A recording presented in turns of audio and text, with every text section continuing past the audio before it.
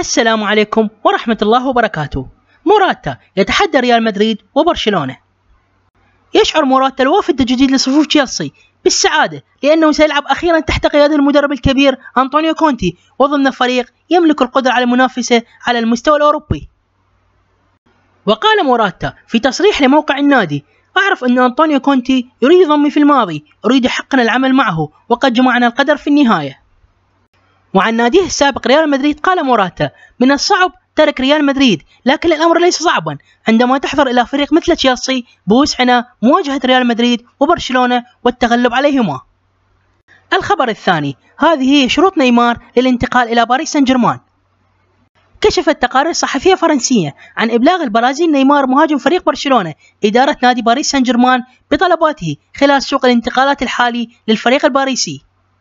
وقالت صحيفة لي باريسيان الفرنسية فإن نيمار طلب من إدارة النادي الباريسي الإبقاء على الثنائي البرازيلي داني ألفيز ولوكاس مورا، بالإضافة إلى التعاقد مع فيليب كونتينيو لاعب ليفربول.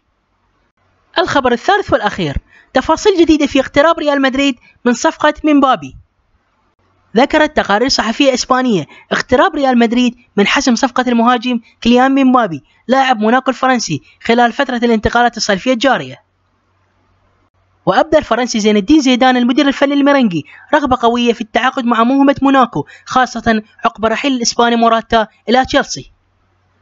وتوصلت إدارة ريال مدريد لاتفاق مع إدارة موناكو لحسم صفقة مبابي مقابل 180 مليون يورو، 160 مليون يورو بالإضافة إلى 20 مليون يورو متغيرات إضافية، فيصبح المبلغ 180 مليون يورو. والسلام عليكم ورحمة الله وبركاته.